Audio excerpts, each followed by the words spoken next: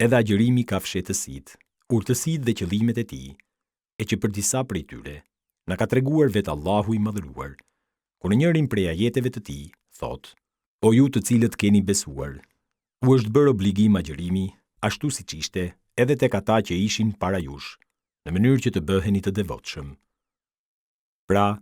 agjërimi është një prej rrugëve drejt devotshmërisë ndaj Allahut të madhëruar, dhe agjëruesi është personi më i afërt ndaj Allahut të madhëruar, pasi ka zbrazur stomakun e tij për të pastruar zemrën, dhe ka tharë mushkëritë e tij për të lagur me lot sytë e tij. Andaj, si të mos jetë më i afërmi ndaj krijuesit të tij, agjërimi po ashtu është një mundësi e mirë për të thyer egon, për të dobësuar epshin dhe për të zvogluar mundësinë për të rënë ndonjë mëkat apo për të akumuluar mendime negative. Pasi njeriu gjatë agjërimit shpenzon energji dhe ndihet më rehat, andaj jep mundësinë që të ndjejë më shumë kënaqësi shpirtërore.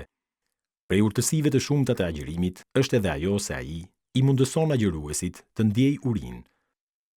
dhe me anë të saj të ndjejë dhimbjet dhe vuajtjet e vëllezërve të tij të varfër, skamnor dhe të vobekt, agjërues dhe jo agjërues prej tyre, të cilët ndoshta me ditë të tëra nuk mund të gjejnë ushqim për të ngopur veten e tyre.